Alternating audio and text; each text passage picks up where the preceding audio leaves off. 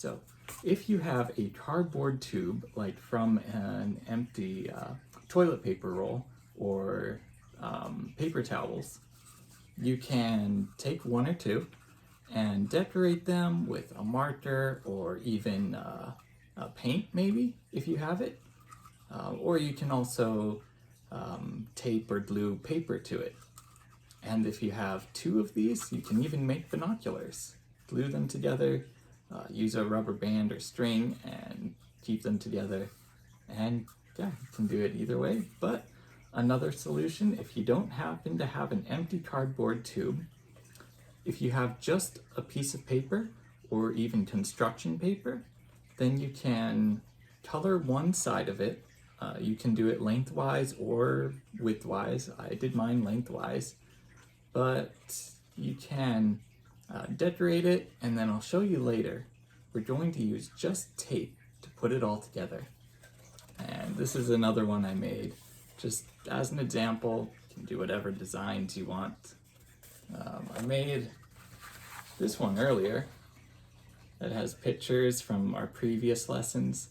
So you just want to draw on about half of it, maybe just a little more. It won't show. The other side is going to curl in. We're going to roll it all together. And I'll go over how to tape it and make sure it stays together and nice and neat. But for our lesson today, if you would turn to Matthew chapter 14. Now, last week we talked about Jesus performing a miracle, feeding over 5,000 people. Well, this takes place immediately after. So let's read in verse 22. And straightway Jesus constrained his disciples to get into a ship and to go before him unto the other side, while he sent the multitudes away.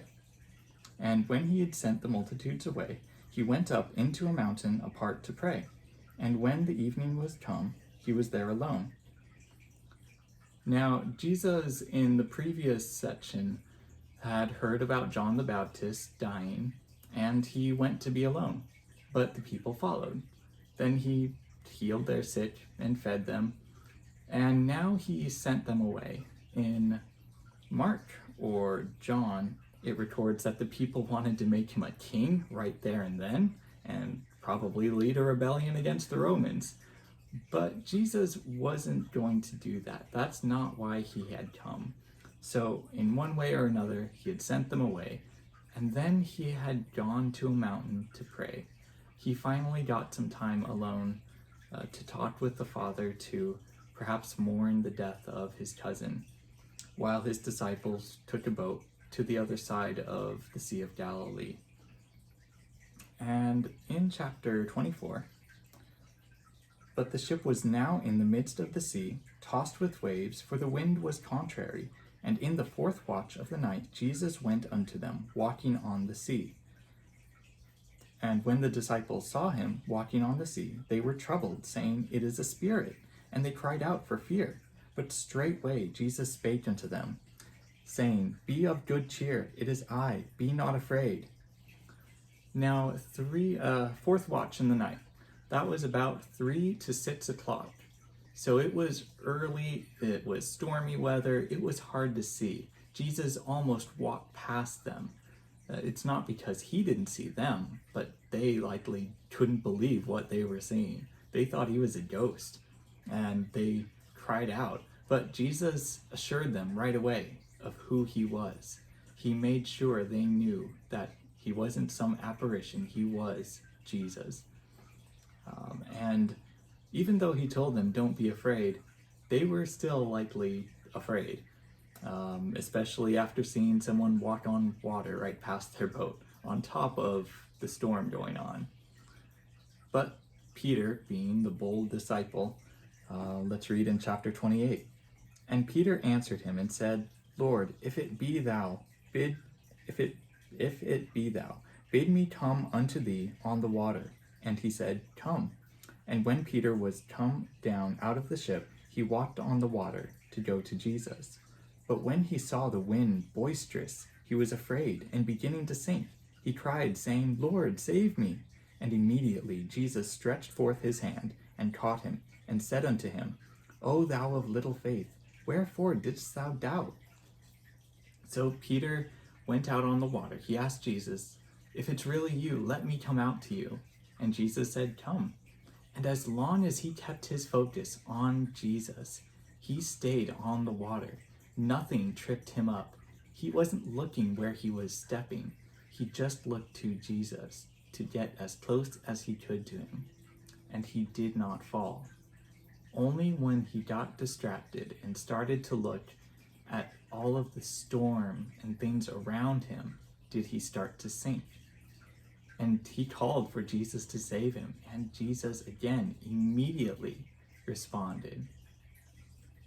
And in verse 32, and when they were come into the ship, the wind ceased. Then they that were in the ship came and worshipped him, saying, Of a truth, thou art the Son of God. Now that's kind of a statement. There was a previous time, we didn't go over it, but Jesus was asleep in the boat, and the disciples were in a storm in the ship, and they woke him up because they were afraid they would die. And Jesus calmed the storm, and they wondered, what kind of man, what manner of man is this? And just hours before, they saw Jesus take a kid's lunch and feed 5,000 people, more than that, plus 12 baskets back to the kid. Jesus has been doing these miracles for the disciples, or with the disciples rather, and they are still just now acknowledging he is the Son of God, acknowledging his power and authority. Jesus has already given them examples of who he is, yet they still feared, they still doubted, and still got distracted. Mark chapter 6, verse 52 has an interesting observation. And he went up, in 51, and he went up unto them into the ship, and the wind ceased, and they were sore amazed in themselves beyond measure, and wondered, for they considered not the miracle of the loaves, for their heart was hardened. So they took for granted, they forgot that Jesus did this great miracle just hours before, just the previous day. Jesus had fed 5,000 people, yet their hearts were hardened. They had taken it for granted that in such a time of peace, Jesus fed them, he gave them food, he provided their meal. And now in the storm, they suddenly fear and can't imagine, or they can't trust that Jesus is going to take care of them. Sometimes we can get distracted. We can see all the things happening around us and focus on that instead of what Jesus wants us to do. When we take our eyes off of Jesus, off of the Bible, off of the commands he has given us, when we stop looking to him, we start looking at the world, and we start trying to find answers in ourselves.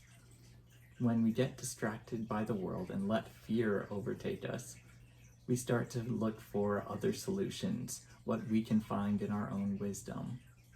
But the answer is right there in the Bible. Jesus tells us that he is the Prince of Peace. He can bring us peace. He will take care of our needs. He knows what we need, and we can trust him. So remember to keep your focus on Jesus. Sometimes we can get distracted, but try and keep your sight on him. So let's finish with our craft today.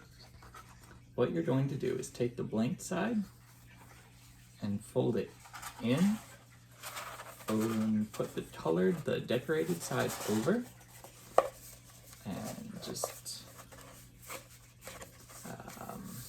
curl it up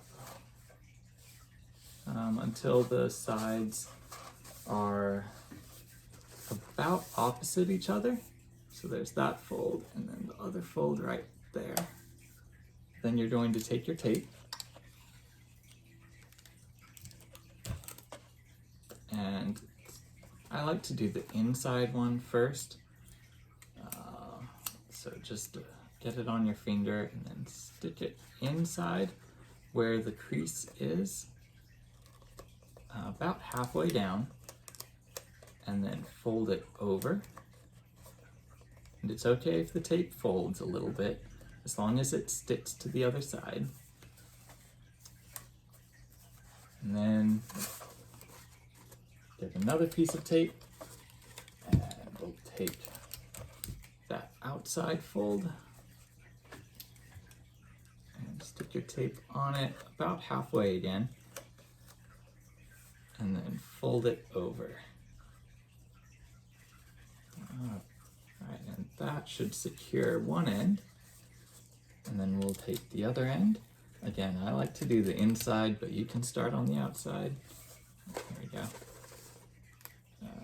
Gotta get it on tip of my finger, about halfway in, and then fold it over, and another piece of tape for the outside.